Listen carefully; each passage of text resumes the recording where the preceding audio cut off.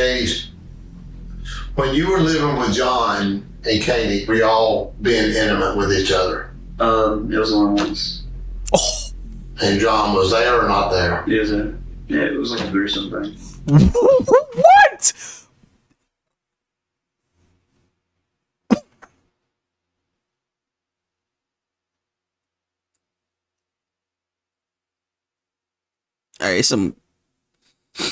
Alright, RP to Katie, of course. Right. But it was something going on in that household that I did not need to know. Alright, y'all, listen. You feel me? We got Dr. Insanity, how police capture a killer soldier 7 years later. You know what that mean? You know what that mean, right? He thought he got away. That's exactly what that meant. He thought he got away. And I ain't gonna lie. 7 years, though, it's like, that's like that first year he's probably on edge. That second year he was a little bit on edge for sure. That third year he started to get a little bit comfortable. That fourth year he like, yo, I thought he probably was like, he's probably like moving a little strategic, but he probably thought they forgot. That fifth year, oh yeah, he was moving comfortable. He was moving comfortable. And after that he was like, yeah, bro, they ain't never coming for me. But one thing I've learned about cases and stuff like that, just seeing stuff on YouTube and TikTok and just on Google and stuff like that, they will arrest you for something that you did, even that shit was like 40 years ago, which is crazy. I didn't see people get arrested for crimes they committed in like the 70s. Like, no cap. Like, showing up at your door, you like 60, 70 years old, thinking you got away with something. They're like, yeah, we're here to arrest you for the murder of so-and-so that you did in 1975. What? So, like, it's possible. So, like, you do a crime, bro, just know, bro, they looking for you. They might not seem like they looking for you, but they looking for you, gang. I ain't gonna lie. But without further ado, y'all, let's get to this vid, man. I'm locked in. Out off of Southeast Main Street, I'm locked down. There was a body that was found in the house, okay? We were able to say that it is Cat, okay? I'm so sorry for your loss, sir. This is 28-year-old John Blauvelt, learning that John his who? missing wife was discovered in an abandoned house, brutally murdered, surrounded by satanic markings. What? However, John had a disturbing secret he couldn't tell the interviewer that day. Down. If I wipe her down. Using his military experience, Whoa! he couldn't tell the interviewer that day. Hold on. Down. She's all fucked up. If I wipe They didn't even like wipe her down. down. 17-year-old girlfriend giggles. How old is this man?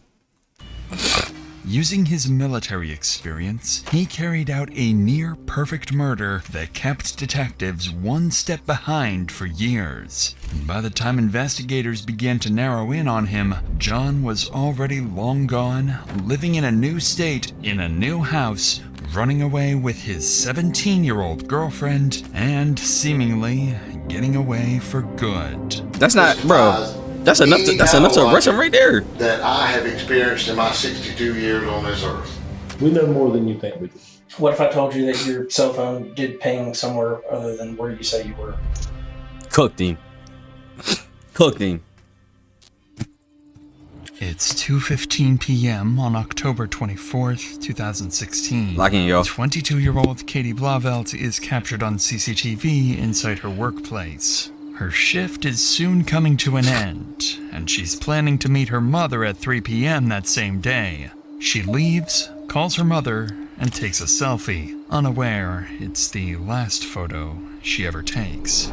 Not long after, her phone pings a location for the last time, and Katie disappears without a trace. 5 hours passed by. It's now 7 p.m., and Katie never arrived for dinner with her mother. Worried, the mother and other family members try calling her multiple times, but her phone has no signal. At 7:48 p.m., Katie's mother reports her missing. Officers, friends, and family mobilize to look for her, and the search officially begins. But this left detectives with a critical 5-hour gap in the timeline, one they would spend months trying to piece together. 10 hours would go past without any clues about Katie's whereabouts. Then, at 12:33 a.m., the police receive an unexpected call. One of Katie's friends is on the line, claiming he's just found her body dead inside an abandoned house deep in a nearby forest. Centerville 911, what's the location of your emergency? I'm in that Discover Church across from it in the woods. You're at Discover Church across from where? In the woods across from it. I was worried about my friend, Katie, and she went missing. She's been missing for a while now, and we came in this house that we used to all hang out in, and she's in there. She's not alive. Quickly, Damn. medics and police rush to the address of an abandoned house deep in the woods. Upon arriving at the scene, officers notice multiple graffiti markings, including apparent satanic symbols. Soon after, they identify the caller as Wayne Roper, a friend of Katie who leads them into the basement of the abandoned house. There, officers find a large concrete box sealed with plywood. When they remove the cover, they're met with a horrifying sight. Katie's body lies inside, with a knife pierced through her neck and 16 stab wounds across her body. Oh my The lack of goodness. struggle and the state of her clothing, with her shirt pulled up and her lower clothes missing, suggested a sexually motivated killing. All of these details point detectives straight to Wayne as their first potential suspect. Damn. But I know that's ass, yo. You fucking I mean, cops is doing their job, of course. But you find, first of all, you find your friend in there. Then you call the cops. And then you're number one on their board because I reported it. That's like, what they call that in Among Us? The self-reporting? Like, that's crazy. That's crazy. I mean, it has happened though, so you can't even sit here and like get too like worked up about it because it has happened. I done watch videos of motherfuckers doing some shit like that and then self-reporting it though. So What it's realize possible. Is that this is exactly what the killer wants them to think. Every detail of the scene has been arranged to send them chasing the wrong lead. Without realizing it, detectives have walked straight into the killer's setup. As the night went on, forensics revealed chilling details. Katie's body had been dragged to the basement, and her phone was found submerged in water to destroy it. Wayne is detained and brought in for questioning. At the moment, detectives believe they have their killer, and they're ready to push for a confession. Wayne, I'm sorry to keep you waiting, brother. Hey, buddy. What's your name, pal? Franklin Wayne Roper. Sorry? Franklin Wayne Roper. You Franklin or Wayne? Think about me. At this point, Wayne believes he's been brought in to be questioned as a witness after the heartbreaking discovery, unaware that detectives are already convinced about his involvement in the murder, and any statement he makes might be used against him. I think you know why you're here, right? Yeah. Okay. Tell me how did you meet Katie? Just from the time you met her, kind of what your relationship was, and leave me up until 11:30 or so last night, okay? I first met her, we were friends at first, and then we dated for like a month or so, and then that's whenever I moved to Liberty with my dad, and we stayed in contact for a little bit, and then once I left my dad's and went to North Carolina, we lost contact. Detectives begin the interview by learning that Wayne and Katie were once together, but quickly, Wayne reveals something that would immediately put suspicion onto his name. Maybe a year later, that Katie got married to John Lavelle, and then one night she came and hung out with us with John.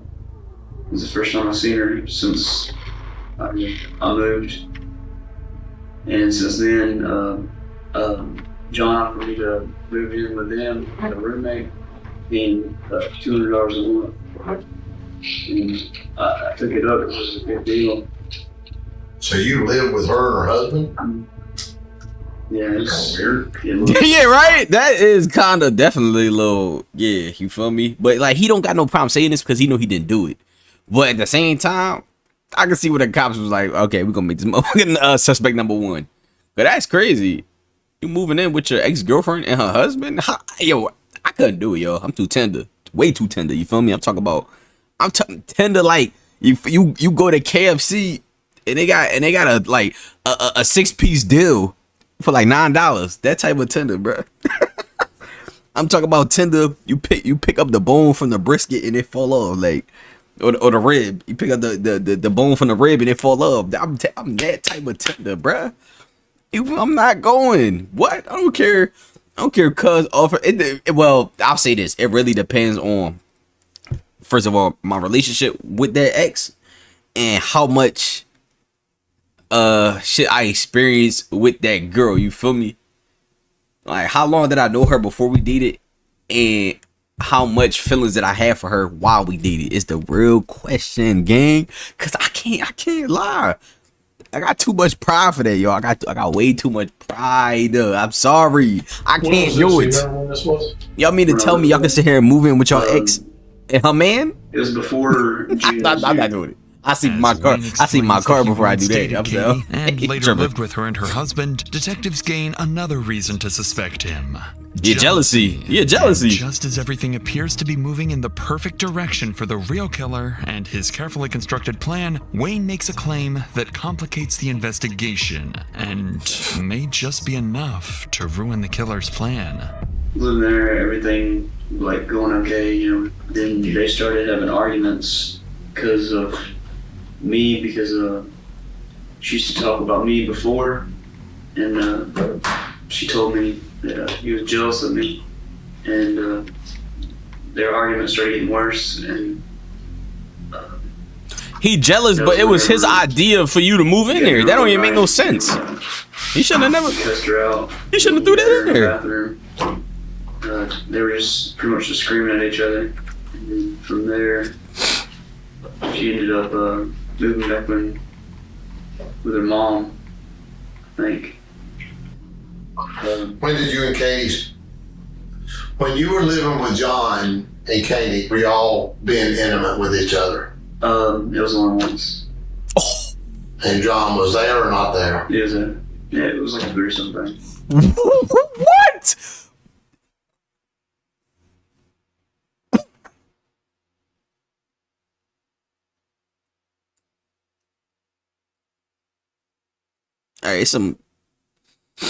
Alright, RIP to Katie, of course. Right. But it was something going on in that household that I did not need to know. What's his name? Franklin? No, Wayne. His first name Franklin, but he go by Wayne. My man Wayne, listen up here, right? That's some information that you could have took to the grave with you. I ain't gonna lie. You feel me? That piece of information was not needed for this investigation. You could have kept that off the investigation table and they still could have got who they was looking for, just based off you saying that y'all was they was arguing a lot and stuff like that, screaming at each other, blah blah blah. Boom, right? I don't know why he just said that. I feel like I didn't need to know that, yo. I don't know about y'all, but me personally, I feel like I didn't need to know that. And how did that come about? Why we ask that question? He was drunk and it was her idea. It was her idea.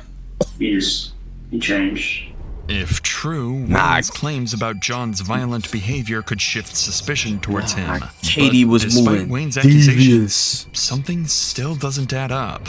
His story, with its inconsistencies and gaps, keeps raising suspicions. Because prior to this interrogation, detectives learned that on the day of Katie's death, Wayne arrived late to work and he admits to walking near the abandoned house around the time Katie disappeared. More importantly, while at work, Wayne was aware that Katie might be inside that very house. Yet despite that suspicion, he never alerted authorities. Instead, he waited until the end of the day, went there himself, and only then called the police. All of this places Wayne squarely in the crosshairs of investigators. Definitely. And unknowingly pushes them further into the real killer's trap. Because in the next few minutes, the interview will take a terrifying turn as detectives unknowingly edge closer to forcing an innocent man into confession to a brutal murder that he never committed. But before we get to that, recently I'd been dealing with these headaches for 3 weeks straight. Me I kept too. pushing off seeing a doctor because I've always struggled to find one that works for me and my insurance. That's where I used ZocDoc. All at one powered on /doctor. I thought he was gonna give me a remedy or something like. On the verge of pushing an innocent man into a murder confession. Why didn't you call the police? I didn't think of it at the time. I didn't. Did you know she was dead? No. Why would you think the best idea is for you to walk into what turns out to be her final resting place where somebody murdered her and dumped her down there like a piece of trash? You know why you didn't look in the bathroom? We glanced in there with the flashlight. Like, if you're standing at the door of it, you can see in there. You can't see in the tub. I'm telling you, I was up there in the day. Because she wasn't in the tub. This defies any kind of logic that I have experienced in my 62 years on this earth. You look like you're gonna pass out. This is too much. I bet it is. Get it off of you then. I'm sure it is. All you gotta do is lay it down. You lay the burden down, that's the only way you'll be forgiven. You gotta say, I messed up. Help me. That's what you gotta say. Bitch, I didn't kill her. But I'm not gonna do it on credit. Detectives remained suspicious of Wayne, but with him sticking to his story and no hard evidence, they couldn't yet arrest him. Instead, they collected his DNA sample to compare with the DNA found underneath Katie's fingernails. Yeah, dick you. But that's when, just a few hours after Wayne's interview, as police searched the area around the abandoned house, they stumble upon Katie's car, only a few miles from the crime scene, left abandoned in a nearby parking lot. It looked as if she had left in a hurry, but the reason her car ended up there would remain one of the biggest mysteries for the following months.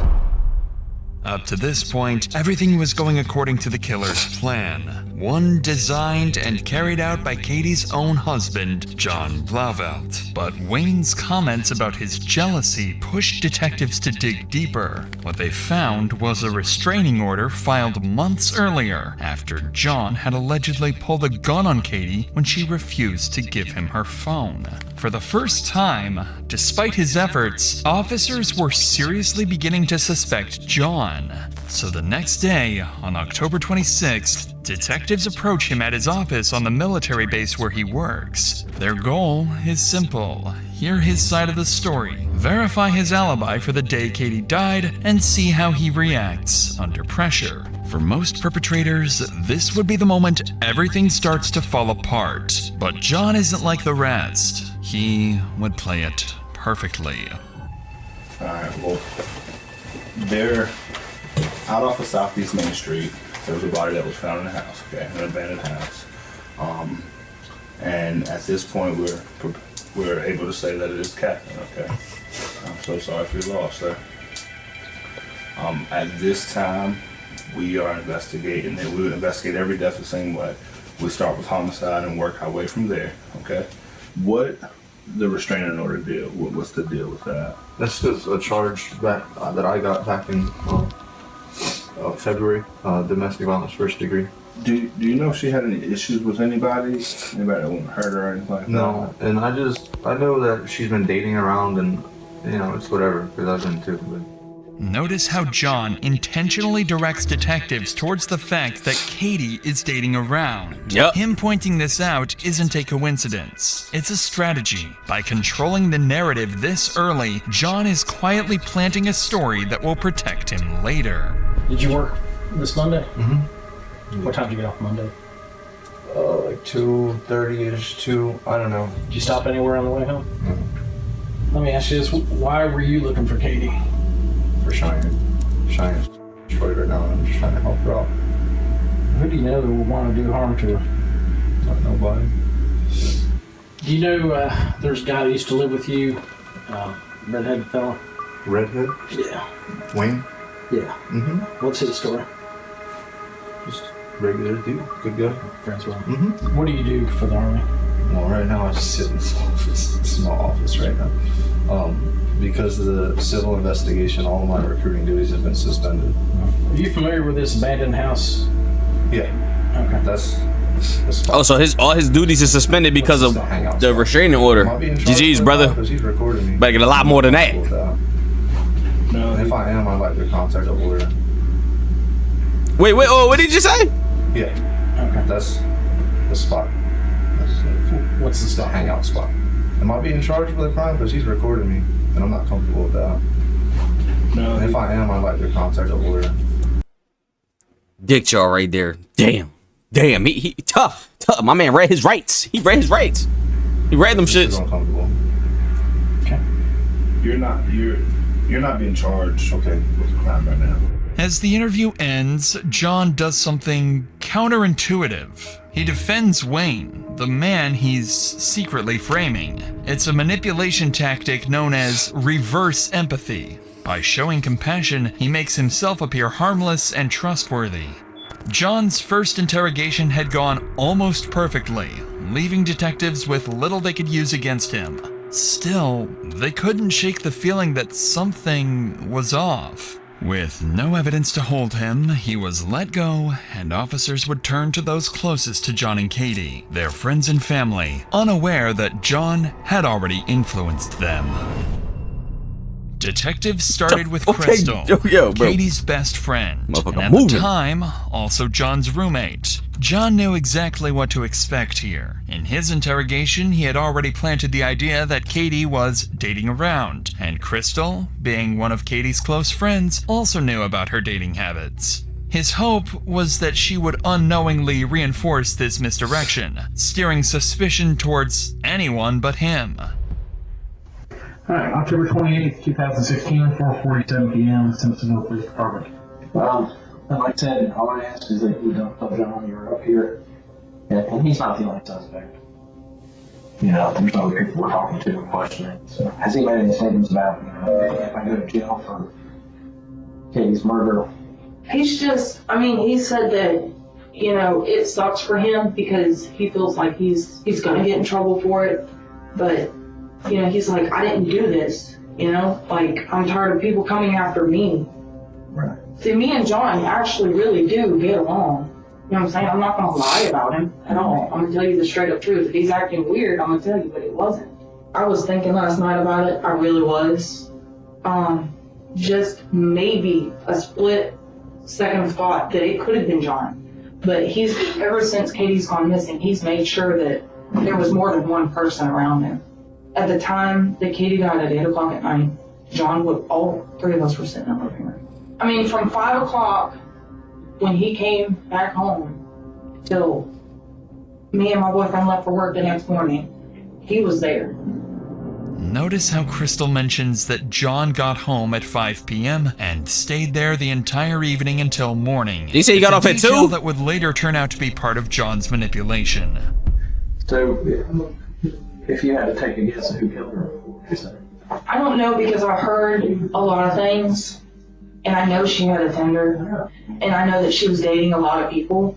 From, you know, Cheyenne telling me that she took a lot of people down in the house. I didn't even know that house existed. What? What were John's feelings? Oh, Katie was getting down. Listen, R.I.P. for sure, but you feel me? I'm gonna keep my thoughts to myself because she is deceased. So I'm gonna keep my thoughts to myself. But she was getting crazy though. But hey, that's your life. You live it how you want. Simple like that. Toward Katie to you? I mean, I know that he loved her. I know that he still does. I mean, he's mad because of what Katie is accusing. You know, he held the gun up to my head and stuff like that. And just by the way she was talking, I knew she was lying. Because that's what she did. Me and her used to get each other in trouble all the time in high school. That's what she would do. She would lie, you know? Alright. I think we're done. Anything? Just as John hoped, Crystal's account added fuel to the idea he had planted. By emphasizing Katie's dating life, she unknowingly fed into John's narrative, suggesting the threat may have come from someone she was seeing, maybe even Wayne. Next came Catherine, John's ex-wife and the mother of his child. He had already made sure she wouldn't say too much. Fear, and their shared child, would be enough to keep her quiet. This is is Investigator Hawkins. Hey, how are you? Nice to meet you. With you being married to him for 7 years, Bro, this last closet they in, bro. Has there been any violence between the two of you? I'd be in that bit claustrophobic, like. I mean, I'm not here to go and arrest him for something that happened, you know, 10 years ago or anything like that. But I just They lying. didn't want to go into anything that had to do with us because that doesn't have anything to do with what happened between him and Katie. I mean, it's not that you're incriminating yourself. He's a good guy. I mean, I'm alive. Bad joke, but I would assume I wouldn't be if he was that crazy. Well, you never know. It only takes one time for somebody to snap. And But he's never snapped with me for some reason. plus, you two have a kid together, so Yeah, there's that. maybe But that has something to do with it. mm, All right, I'll give you a business card with my phone number on there. okay. All right, thank you very much for coming up here. I appreciate it. Catherine's silence kept John safe for now, but the final interview with Katie's niece, Cheyenne, would not go according to John's plan. Unlike Crystal or Catherine, she wouldn't protect him. Instead, she would point suspicion directly at John and reveal a motive that would tie everything together. For the first time, his carefully built plan would start to fall apart. Ticking. Alrighty. Your name is Cheyenne Paxton, is that correct? Yes, sir. Okay. It is Thursday, October 27th at 8:52 a.m. Wait, hold on. This girl named Cheyenne. Was this the girl that he was talking about when he was getting interrogated? He said cause they was like why help look for her, and he was like because what you call him is devastated. I think he said her name though. And the crazy part is he said her name, which means he was trying to help her the most, and she the one that threw him under the bus and got him caught. I'd be the ones close to you, my brother. Reference to the, He was worried about everybody else. Should have worried about this one. Black belt. Have you ever seen John get violent towards Katie? I've never seen him put his hands on. I've seen him argue. Would Katie have gone over to his house on her own? Within the last 3 weeks to a month, like I know. So he says he hasn't seen her since July. July. Yeah, no. He's seen her. I know that John is really angry at Katie for a lot of things. Tell me what he's mad about her for. He feels like that it's her fault. That all of, like, that their relationship went bad. And that everything kind of went bad for a little while. He feels like it's her fault that he's losing his job. And that he got in any trouble. And he just blames it all on her, Mm-hmm. And I don't know if this matters or not, but I know he has like $150,000 life insurance policy on her too. Oh, well, what? I know he has like $150 life. Oh, so she dies, he gets $150,000. Yeesh. $150,000 life insurance policy. Yeah. Damn. I appreciate you coming in. I know it's not easy, especially when somebody close to you, but it's important. A lot of this information you gave us, good information that we need. So. Cheyenne's interview gave detectives their first real motive pointing to John. But motive wasn't enough. They needed evidence. They have a few leads, but they have no defined person of interest just yet. As the investigation dragged on, the detectives' frustration began to grow. John had covered himself so carefully that they couldn't even get a judge to approve a DNA warrant. Without it, they had nothing that could tie him directly to Katie's final moments. It's now been 4 days since Katie was killed, and detectives didn't have any solid evidence. They knew John was smart, but so were they. Out of options and patience, they began planning something different. They began forming a new, risky, and very unconventional plan. In just 2 days, they would set a trap for John. A trap at Katie's own funeral. Whoa! The days leading up to the funeral, that's crazy. Detectives stayed ready. While they waited, Katie's family mourned and tried to make sense of what happened. 22-year-old Katie had spent the past year working at PetSmart, surrounded by animals she was saving and taking care of. She was easygoing and warm, quick to make friends, and close with her family. But her peaceful life from just days earlier would make what was about to come only more unsettling. As the day of the funeral came, detectives entered the funeral home early, working quietly before guests began to arrive. They positioned hidden cameras around the room and secretly wired the space for sound. Everything inside the funeral home looked normal. That's but in absolutely reality, insane. Detectives controlled every detail. They'd placed cups of water and other drinks where guests could easily reach them. The plan was simple. Get John to drink from one of the cups, catch it on video, collect his DNA from the cup, and compare it to the DNA found on Katie's body. On October 30th, the day of the funeral, Nah, these niggas moving too set their devious. plan to See, this is why you can't do crimes, gang. They start doing shit like this. They start doing shit like this. I would've got caught. This was me. I'm not gonna lie, yo. This is me. I would've got caught. I'd be thirsty. And you telling me that I would? It's like, here's the thing though. It's like when you do a crime or something like that, and you think you're getting away with it, you have to move strategic every second of every hour of every day though. You feel me? Little things like this, him going to a funeral, being around family and friends like that, or a funeral that he calls number one, but nobody knows that. But like, you know, he probably let his guard down here, being around his loved ones, family members, stuff like that. He probably let his guard down here. So he about to go grass under drink and get caught like that. That is crazy. What? What? How did that? Yeah, bro. Cameras are about to capture. I'm sorry. Goes far beyond anything they expect. What happened? Oh, this is shit from the beginning. I forgot what he said though.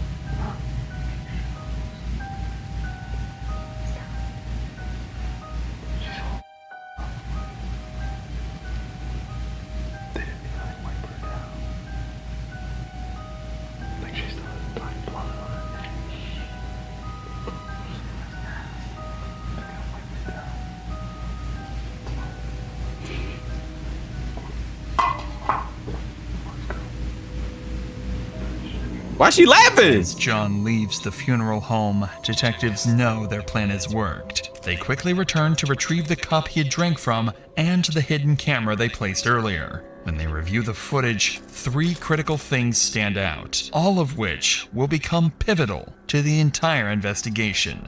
The first is exactly what they were hoping for. John drinks from one of the cups and leaves it behind, giving detectives the evidence they need to collect his DNA without a warrant and compare it to the samples found on Katie. The second detail is something they never expected. The footage captures John walking up to the casket, taking pictures of Katie's body while making unsettling comments. Oh, I didn't know that. I'm thinking that's the cup in his hand. Yo, gang, he taking flicks. I thought that was the cup he was drinking out of. That's why I was so close to his face. Nah, he's in here taking flicks. What's wrong with this man? And the third, perhaps most unsettling of all, Yeah. is that John isn't alone. Standing beside him is an unidentified young woman who quietly tells him to stop taking pictures, then giggles moments later. That's insane. Her behavior immediately drew attention, and detectives decided to collect her cup as well for DNA testing. And when they began digging into her identity, they discovered the woman was 17-year-old Hannah Thompson, a friend, and more recently, John's new roommate. They also learned that she had once been close friends with Katie.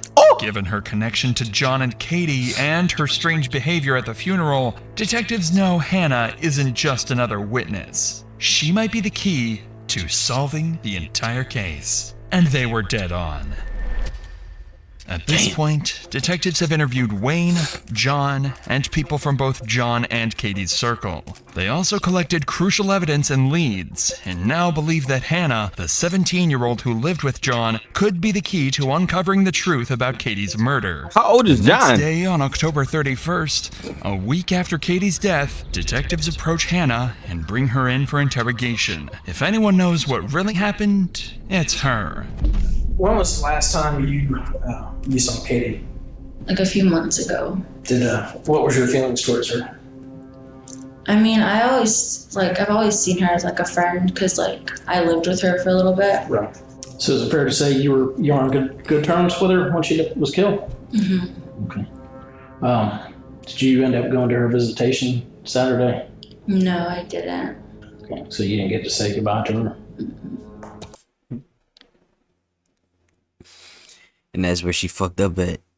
She didn't know that hidden camera was in there. So her saying that she didn't go hooked her. Cause it was there.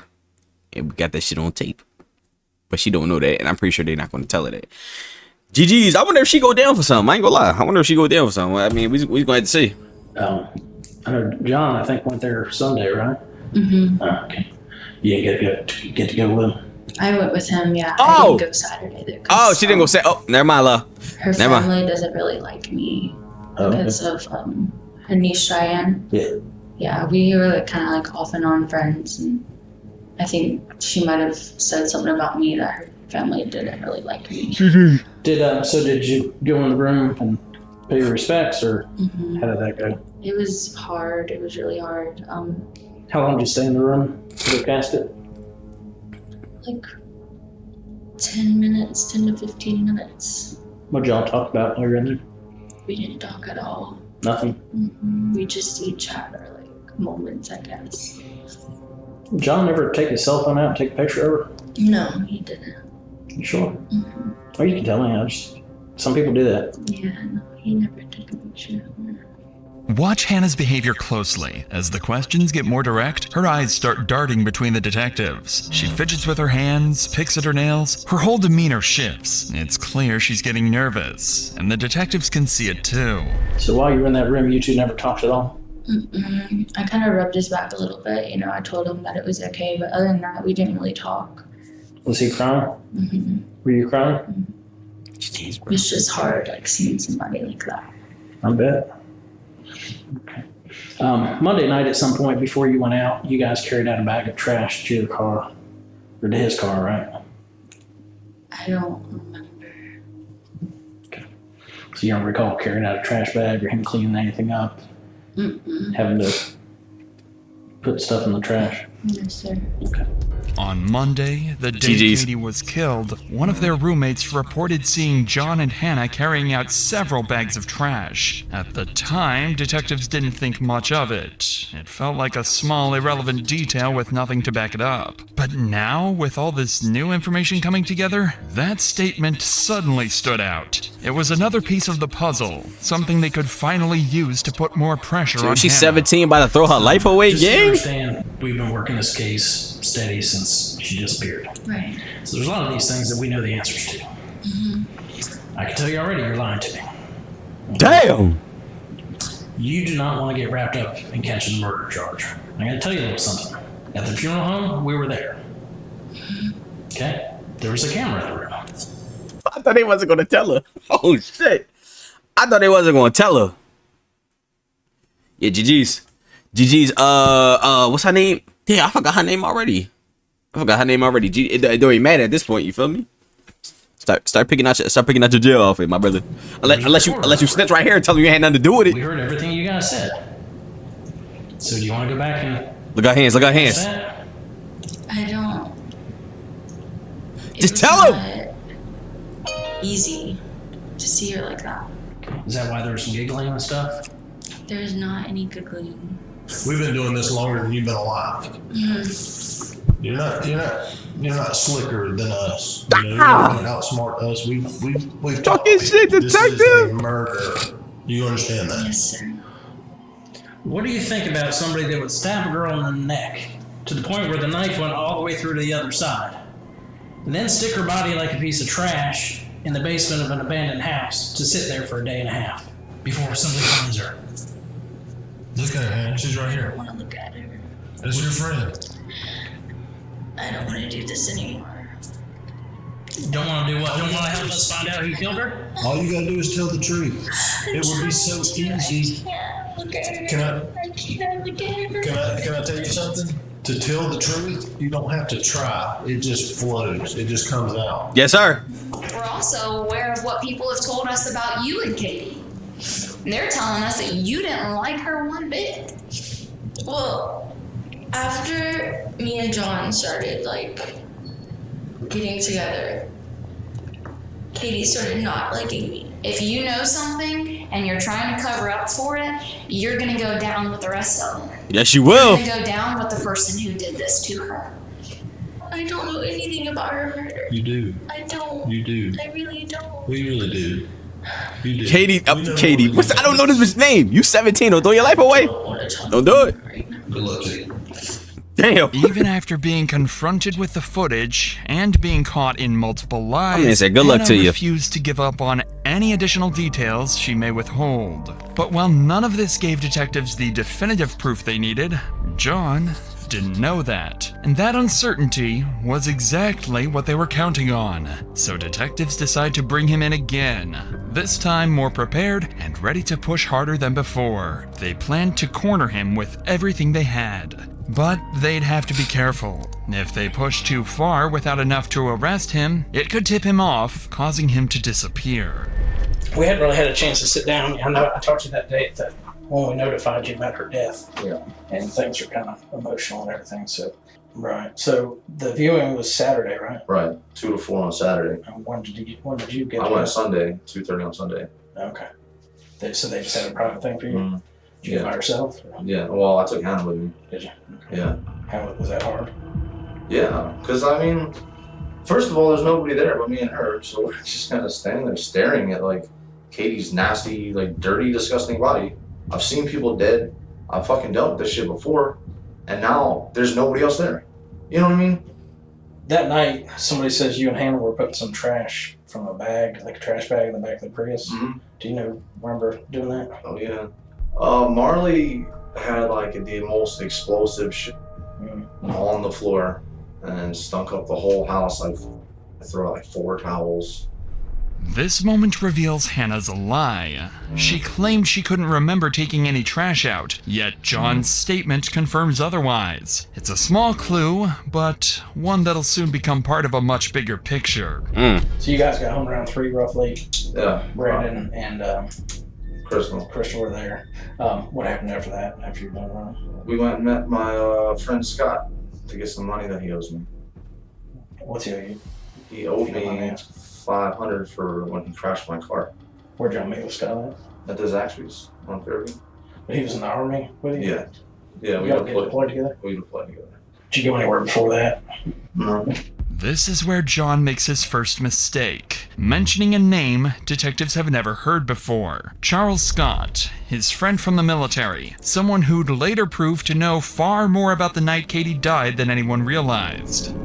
I don't know how much you know about cell phones and stuff like that, but as you go around, your cell phone's constantly searching for signals and stuff like that.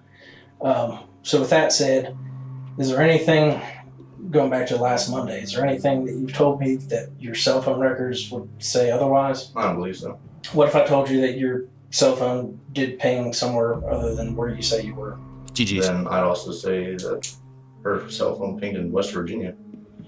Yeah, that ended up being a AT&T mishap. They plugged in the wrong phone number. Yeah, I don't know. Okay.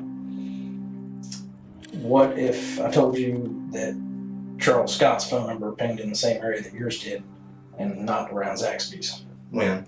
GG's. GG's. Scott Friedman, moving on him. We can call him. We can ask him. Okay. So the night, this Monday night that we were talking about, around 6:15, sometime around that time frame, can you think of any reason your phone would show that you were in that area of Augusta Road and Whitehorse Road? No. Is there any reason you and Charles were talking a lot that evening? Yeah, because that's the night that he was here. That's the night he was available. I'm not looking to offend you, but it's questions that we need to get answered and cleared up. Okay. Did Katie have any kind of life insurance policy? Through the military, yeah. She's automatically enrolled. Okay. Same as my daughter. Would you be willing to take polygraph so we can go ahead and do that with you and eliminate you and start looking elsewhere? I have to talk to my lawyer about that first. Okay. See what he says. Damn! I don't know about that at all. As the interview ends, detectives have their first real connection between John and Charles. Both of their phones show activity near the area where Katie's body was found. It isn't enough to make an arrest, but it's enough to keep digging. And with a new name now tied to the night of the murder, John can sense it. Damn, Charles. Detectives are closing in. At this point, the main circle of suspects included Wayne, John, Hannah, and now more recently, Charles Scott, John's friend from the army. But as detectives slowly pressed forward, John was growing uneasy. For the first time, he was starting to realize his master plan might not hold. That's when, on November 4th, 11 days after Katie was killed, detectives received a call that would send the case in a whole new direction. Crystal, who was John's roommate and had been interviewed earlier, came forward with information that changed everything. Hi, Crystal. Hello. How are you? I'm good. Oh, What's What did she gotta say? Since, I don't know, you got a phone call on Wednesday? At 3:30, he called and he said, are y'all at home? And we said no. And he said, okay, all right, bye. And then just hung up. Well, me and Brandon got home about 6:15, 6:30, and we seen that in our room we have, like I said, the Halloween lights just going across the ceiling. The attic is right where that light is at. And I had the lights going across the attic. Well, when we come back, they were just torn down. We haven't even touched them. They were just ripped out from the attic. And once we figured out he was gone, we went searching through the house, making sure all the windows were locked and covered. And because I've never been in a house alone like that, except for my apartment. But he was gone, you know, and we couldn't call him because the cops have his phone. I said, Brandon, we need to go back outside and call the Simpsonville Detective Warlock. And I told him what was happening, and he was like, I was like, if you want to come and search the house right now, I'll give you full permission. And he said, well, I can't do that without a warrant. And he was like, and I was like, well, there's no way that somebody can come out here and like search the house or anything like that. And he said, no.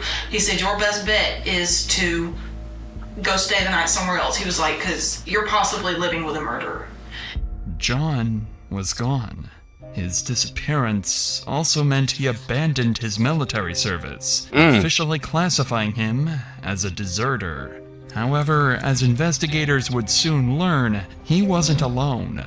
He had fled with none other than the 17-year-old girl, Hannah Thompson. Yeah, we knew that. And as officers across the state searched every highway, every motel, every possible route out of South Carolina with no sign of either of them, it became clear this wasn't just an investigation anymore.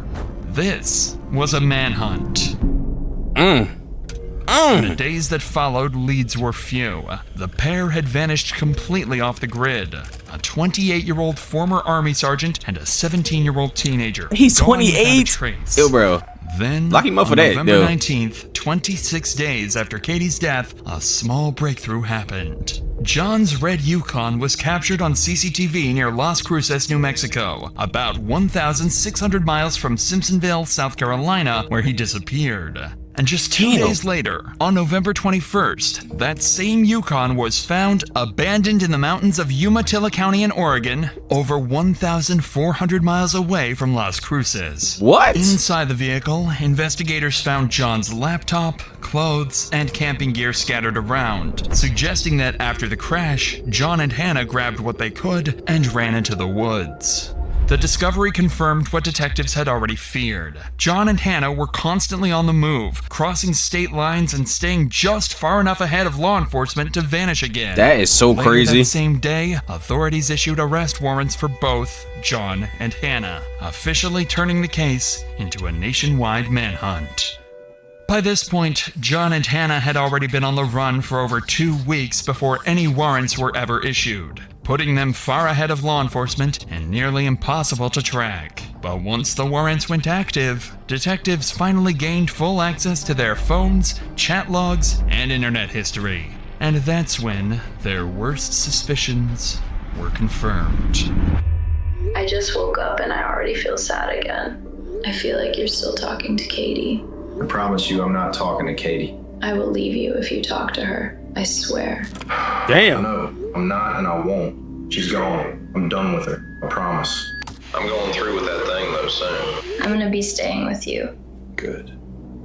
The messages between the two GG's. suggest that John had been planning the murder for months prior to it actually happening. And upon searching his internet history, they found searches like how to make a two-way radio or how to sharpen a knife, leaving little to no doubt about his involvement. GG's. But with John and Hannah still missing, detectives had little choice but to wait, hoping for the next break that could pull them back on the trail. And that's when, on November 25th, 21 days after John and Hannah's disappearance and over a month after Katie's death, detectives got a call from a South Carolina prison. But the caller wasn't just anyone. The call came from the cellmate of Charles Scott, John's army friend who was already in custody for an unrelated charge. Charles's phone had pinged near the abandoned house on the day Katie died, and his cellmate was about to provide a lead that could give detectives the breakthrough they desperately needed, with details only the killer could have known. Oh, he's snitching. My man said, I don't like you anyway. My man said, I'm getting a shorter sentence. He told me that he had killed a girl, helped kill that girl with one of his buddies named John, something like that. You know, they had put her in a drug house or an abandoned house in the basement in a box that takes 2 people to open. He was the one that coerced her to the spot where John come up behind her and got her, grabbed her. They met at a different location. When John got her, they put the knife to her. John stabbed her. I don't know how many times John stabbed her. He didn't say. He said he knows he stabbed her twice, and John made him stab her twice. He actually said it scared him when he stabbed her at first, but then after he stabbed her, it made him feel a little better. William's statements are shocking. His account of what happened closely mirrors the possible events of the night Katie died, and what he says next only grows more disturbing. He said, well, this is the second time, but the first time he told me about, you know, how he coerced her to come to the spot. Now that we're going to talk about something about John, trying to help John come off of marijuana, and John's on drugs real bad. After John grabbed her, they put her in John's Tahoe, red Tahoe, and took her to the scene. So where did they say where they actually killed her at? In the back of the Tahoe, on the tarp. I said, look, be honest with me. I said, have they took your DNA? He said, no. I said, well, that's a good thing. I said, your DNA at the crime scene. He said, they hadn't took my DNA, it's not going to be there. All right. If you don't have anything else, Mark, we're going to go ahead and conclude the interview at 11:02 a.m. Mark's statements put serious allegations on Charles. Mark don't give a fuck. He must be in there for life. False accusations like this happen when inmates try to get a deal with officers or get their sentence lowered. But in this instance, too many details added up. Details only the killer or someone heavily involved could have known. One of those was his claim that Charles had lured Katie to a location near the abandoned house. For detectives, this suddenly made sense of why her car had been discovered just a few miles away, abandoned without a struggle. Charles also allegedly told his bunkmate that he and John wrapped Katie in a tarp to move her into the basement. This matched forensics, which had already indicated she'd been moved after death. Now detectives have a chilling theory of how that happened. It was now a very big chance for the detectives to possibly catch one of Katie's killers, a chance they couldn't afford to waste. So without hesitation, they brought Charles in, hoping for the biggest breakthrough in the case yet. But detectives knew getting Charles to talk wouldn't be easy. They didn't have enough evidence to pin him down, and they needed something, anything, that could make him slip. They didn't have enough evidence. I think they have enough. An insane risk. They came up with a plan to push him over the edge. Ooh. They would bluff, pretending that John had already been arrested and was ready to testify against him. If Charles believed it, the pressure might finally make him talk. But if he didn't, detectives would lose their best chance to get the truth. I mean... Let's get away from the polygraph, okay? Because you've been saying that ever since I read the warrant to you, okay? Because it's not looking good for you, okay? I have absolutely nothing to do with that girl's murder. God, please take a polygraph test. God, please take Let me tell you that John was arrested in New Jersey. Okay? And he's staying like a bird to those investigators. I don't care what he told you. Well, you should. I was not there. Investigator Manuel told you that John was arrested earlier. Okay. And he's talking. What do you think he's saying? I don't know what he's saying. I don't know, but I know I never seen that girl a day of my life. You were both there, Charles. No, we was not. As soon as the questioning starts, Charles demands a polygraph, and detectives know exactly what that means. Polygraphs aren't reliable, can be manipulated, and their results can't be used in court. It's an easy way out. Simple yes or no questions instead of real confrontation. And before long, his avoidance turns into an act of ignorance. I never seen that girl. But you knew that they were married, and you knew that John had problems. No, I did not know. You told me at the Fountain Police Department that John has talked about how she was fucking his career up. That was a lie.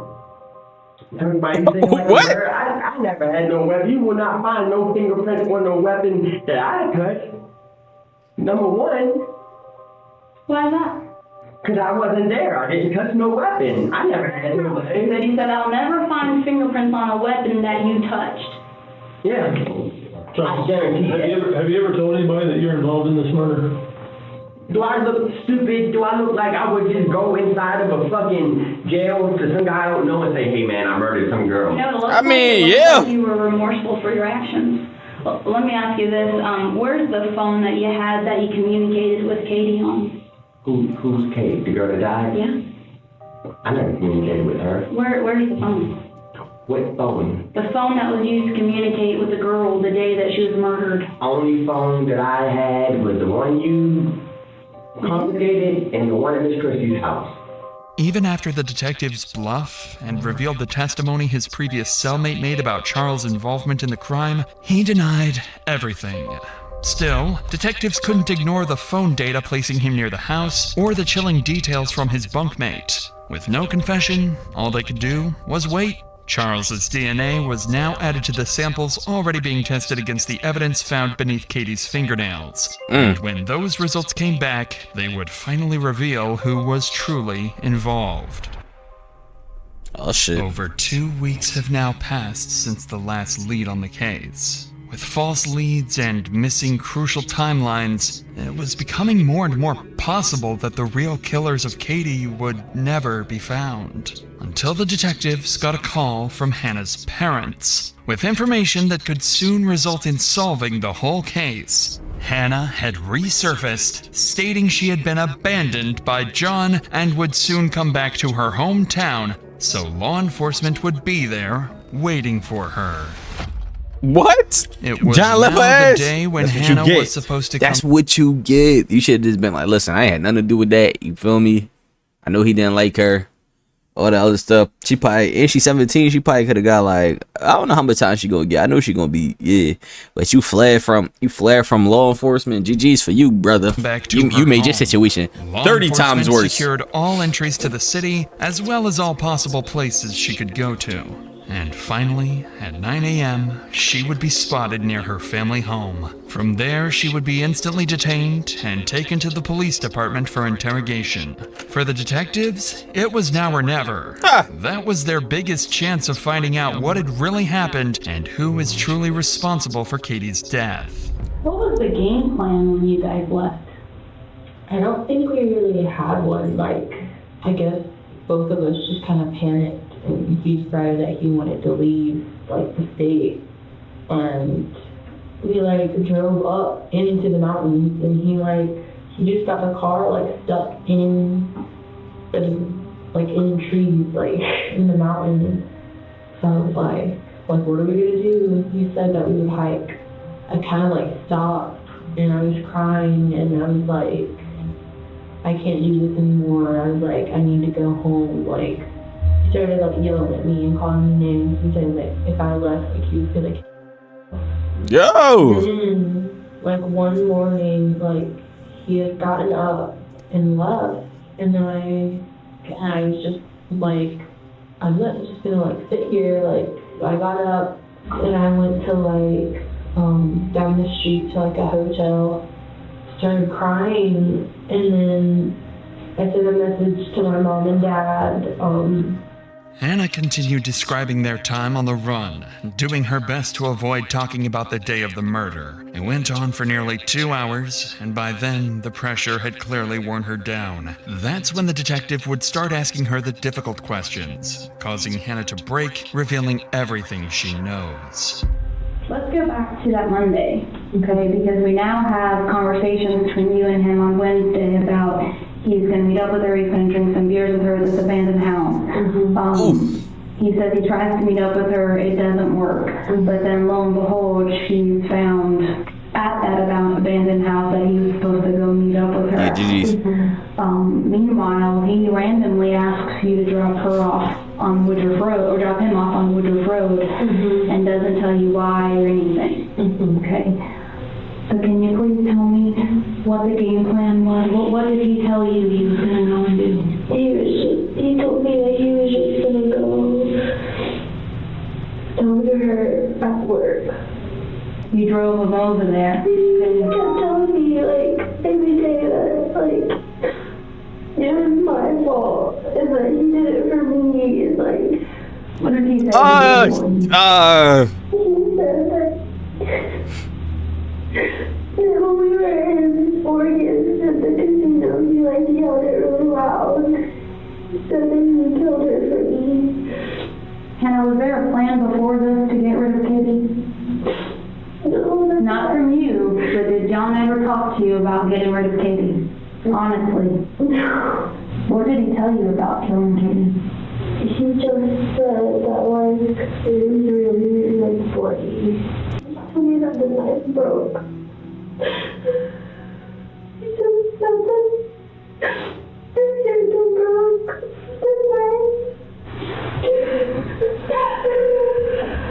Damn. The last thing she said was ow. And she said that before that if he let her go, that she wouldn't call the police. Where were they, Hannah? They had been in the house.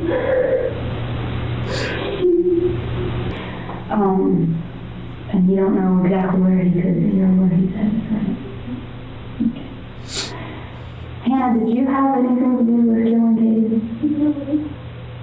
And the reason why I ask you this is because we're still hunting for John. Okay? And as much as you think John cares about you, from an outsider's perspective, not knowing you, he don't give a damn. He doesn't. Unfortunately, Hannah's statements proved far less helpful in finding John than the detectives initially hoped for. Although she stated that John confessed to killing Katie and provided some new insights, she didn't know much about Charles's involvement. And while she could be arrested, detectives decided she might prove more useful free. After all, they now had her back in the city and under close watch, which seemed like a small success. What they didn't realize, however, was that this was all part of John's plan. Planting Hannah back in the city to infiltrate the case and feed him exactly what detectives knew, keeping him one step ahead for years to come. Almost 3 months had passed since Katie's body was found in the basement of the abandoned house, and the killer was still out there. But on that particular day, the long-awaited DNA results finally came back. And the results of DNA found under Katie's fingernails pointed to no one else but John himself. With the DNA matching to John, Wayne was cleared. But detectives still believed Hannah or Charles might have helped, or at least knew far more than they admitted. Detectives already knew that John was only using cash and most likely a fake ID. So all they could do at the moment was wait for John to make a critical mistake that would allow them to catch him. But John was careful. Very careful. I bet. It had been over 7 months since Katie's murder and 6 months since John went on the run, when on May 21st, 2017, investigators received tips and possible sightings of John in Washington, over 2,700 miles from South Carolina, where Katie was found dead, and over 300 miles away from where his red Yukon was found abandoned. Acting on these leads, they canvassed local businesses and retrieved CCTV footage from a parking lot in Washington where John was captured on camera. Unfortunately, despite getting close, John managed to slip away, vanishing off under the radar once again. For the next year, the investigation hit a standstill. It wasn't until September 6, 2018, almost 2 years since Katie's death, when Hannah finally revealed that John had given her his journal and tools to hide, a crucial piece of evidence that would shift the case in a new direction. The journal became a pivotal piece of evidence, revealing John's state of mind and his premeditated intentions. It confirms that John's actions were driven by a deep desire to be with Hannah and his willingness to kill Katie to make that happen. During her interview, What? Hannah admitted she had been John's girlfriend and that she had been in constant contact with him before Katie's death. She also confessed that she had hidden John's journal, which contained disturbing entries about his obsessive thoughts and plans to escape with Hannah. This was the last significant breakthrough in the case for years. With no new leads, the investigation stalled. Detectives spent the next few years chasing down small tips and piecing together fragments of information, but nothing substantial came of it. The case gradually faded from public attention. Then, in 2022, 6 years after Katie's death, everything is about to change. After over 6 years of dead ends, U.S. Marshals and local law enforcement tracked John down in Oregon. He had erased his past, now living under the alias Ben Klein. Under his new identity, he had started a fresh life, marrying a new woman and leaving his past behind. The arrest felt surreal. John, who had spent so long evading capture, was now cornered. That's crazy. After years of hiding in plain sight, the truth had finally caught up with him, and the case was nearing its resolution. However, the mystery of how Katie was lured to the abandoned house remains unsolved to this day. Her phone was recovered damaged, limiting investigators' ability to access message content and app-based communications. And while rumors suggested Charles Scott might have had contact with her, this was never confirmed. With no physical or forensic evidence tying him to the crime, he was ultimately ruled out as a suspect and never sentenced. In 2022, during an interview after John's arrest, Hannah revealed for the first time that she and John had been in regular contact throughout the years he was on the run, continuing to text and communicate, even after she returned to South Carolina. This new revelation shed light on her role in helping John evade capture. Finally, on September 20th, 2024, John Blauvelt was convicted of Katie's murder and sentenced to life in prison without parole. Hannah Thompson was charged with obstruction of justice and accessory after the fact, receiving a sentence of 10 years. Damn, I knew she was getting that. I knew she was getting that, yo. GG's to her. GG's to her, bruh. Hey. Yeah, I don't understand. They said, well, that camera at the funeral was made in 1947. Yo, she trolled all the way. Yeah, she trolled. Yeah, yo, that's the end of the video, man. Make sure y'all like, comment, subscribe, and whatnot. I love y'all, man. I appreciate y'all for tapping every single day. Y'all already know how I feel about y'all, bruh. You feel me? Grind don't stop ever. Get in tune and get left. Y'all know the motto. Simple like that. We grinding every single day, man. Ain't nothing stopping until we reach them goals. Promise ya. Like y'all, man. Catch y'all next video, bro.